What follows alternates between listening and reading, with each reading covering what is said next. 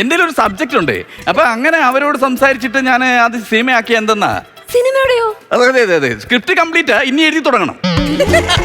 Script complete ഇനിയിപ്പോ എഴുതി തുടങ്ങും. ഞാൻ 1-ാം തീയതി തൊട്ടാ നോക്കുന്നേ. വെളിവും വെള്ളിയാഴ്ചയെന്നാ സ്ക്രിപ്റ്റ്. അതെ. പിന്നെ അതിലൊരു നായിക, എനിക്ക് എന്റെ മനസ്സിലൊരു കൺസെപ്റ്റ്, നായികയുടെ ഒരു കൺസെപ്റ്റ് ഉണ്ട്. പക്ഷെ കുട്ടിയെ കണ്ടപ്പോ എനിക്ക് അങ്ങനെ ഒരു ഫീൽ ഉണ്ട് കേട്ടോ. നായികയായിട്ട് ചെയ്യുന്നുണ്ട്, കുഴപ്പമില്ല. എന്റെ സ്വപ്നം തന്നെ മലയാള സിനിമയിൽ ഒരു നായിക. ശരി, വാ നമുക്ക് ഭർത്താവിനെ എടുക്കാം. കഥയൊന്ന് പറഞ്ഞു ബാക്കി കഥയൊന്ന് പറഞ്ഞിട്ട് പുള്ളി എടുക്കാം. അത് ശരി. അപ്പൊ കഥ എന്ന് പറയുന്നത് നമ്മുടെ ഈ വളക്കച്ചവടത്തിന്റെ ഒരു കഥയാണ് നടക്കുന്നത്. വളക്കച്ചവടം, അതായത് തമിഴ്നാട്ടിൽ നിന്ന് വളക്കച്ചവടത്തിന് വേണ്ടി വരുന്ന ഒരു നായികയാണ്. എന്നും പറയും, തമിഴ് മലയാളം എല്ലാം വരും. മീൻ കച്ചവടക്കാരിയല്ലേ ഇത്, വളക്കച്ചവടമാണെന്ന്. നമ്മൾ അങ്ങനെ അത് വേണ്ട, അത് മതി. വളക്കച്ചവടം അതിന്റെ മിതത്വം പാലിക്കണം നമ്മൾ ആക്ടിങ്. അപ്പൊ പിന്നെ ഇതില് പീതാംബരം എന്ന് പറഞ്ഞിരിക്കാം. നമുക്ക് ഭർത്താവിനെ ഇതൂടെ ആ ക്യാരക്ടറിന്റെ പറഞ്ഞിട്ട് തീർത്തിട്ട് നമുക്ക് എടുക്കാം. പിന്നെ പീതാംബരം എന്ന് പറഞ്ഞൊരു ക്യാരക്ടർ ഉണ്ട് കേട്ടോ. ഈ പീതാംബരം എന്ന് പറഞ്ഞ ക്യാരക്ടർ ടോവിനോ അല്ല, ടോവിനോ ചെയ്യാൻ പ്ലാൻ ചെയ്തായിരുന്നു. ആസിഫ് അലിയിലേക്ക് വന്നതാണ്. അവസാനം കറങ്ങി തിരിഞ്ഞ് പൈസ മുടക്കുന്നത് ഞാനല്ലേ, ഞാൻ തന്നെ ചെയ്യാൻ തീരുമാനിച്ചു. പിന്നെ നമ്മൾ പൈസ മുടക്കിട്ട് ചെയ്യേണ്ട കാര്യമല്ലോ. അങ്ങനെ ഞാൻ പീതാംബരം എന്ന് പറഞ്ഞ സംഭവമാണ് ചെയ്യുന്നത്. പിന്നെ ഇത് നമുക്ക് ഭർത്താവിനെ എടുത്താലോ? ബാക്കി എന്ന് പറഞ്ഞു കഴിഞ്ഞാല് എന്നെയും ഈ വളക്കച്ചവടക്കാരിയെ, ഇപ്പൊ കുട്ടിയാണ് ചെയ്യുന്നെങ്കിൽ കുട്ടിയെയും ഒരു ഗുഹയ്ക്കകത്ത് കയറ്റിയിട്ട് അടച്ചു വെക്കുന്നതാണ് സീൻ. ക്യാമറയും എല്ലാം അവരെല്ലാം പുറത്ത് കാണും. 2 മാസം കഴിഞ്ഞേ നമ്മൾ പുറത്തിറങ്ങുള്ളൂ. നമ്മൾ രണ്ടുപേരും മുഖിക്കകത്ത് മാത്രോ? അതെ. അവരെല്ലാം പുറത്തായിരിക്കും. 2 മാസം കഴിഞ്ഞ് നമ്മൾ വിയർത്ത് വെളിയിലേക്ക് ഇറങ്ങുന്നു. ക്യാമറ ഒക്കെ വെളിയിലാണ്, ഗുഹയ്ക്കകത്തല്ലേ ഇരിക്കുന്നത്. അതിന്റെ വിയർപ്പ് നമുക്കുണ്ടാവും. ആ ടെൻഷനിൽ നമ്മൾ ഇറങ്ങുന്നു. അതാണ് സിറ്റുവേഷൻ. അങ്ങനെ ക്യാമറ ട്രിക്കാണ്. സാറിന്റെ ട്രിക്ക്. സാർ അവിടെ നിൽക്കും. അയ്യോ എന്റെ ചേട്ടാ സാറ് ഒന്ന് രക്ഷപ്പെടുത്തു സാറേ. എന്തിനാ ടെൻഷൻ? നമ്മുടെ കിണറ്.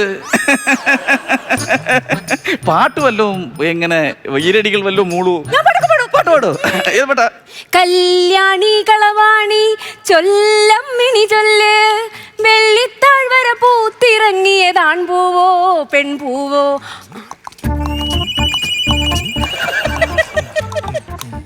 എവിടുന്നാ ഒരു സൗണ്ട് കേൾക്കുന്നുണ്ട്? ഒന്നുകൂടെ മൂളിയേ. വെള്ളിത്താഴ്വര പൂത്തിറങ്ങിയതാൺ പൂവോ പെൺപൂവോ. മെഗാഷോക്കാരൻ പോയിട്ടില്ല, ഉണ്ട്. ഹലോ മാഷേ. നമസ്കാരം.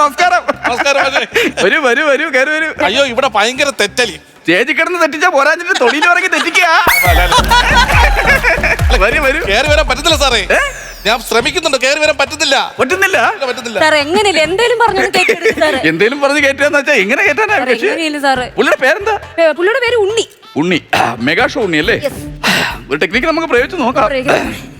നല്ല രീതിയിൽ ഒരു മെഗാഷോ അവതരിപ്പിച്ച ഉണ്ണിക്ക് വേദിയിൽ ആദരവ്. വേദിയിലേക്ക് ആദരവ്, സ്വാഗതം മിസ്റ്റർ ഉണ്ണി.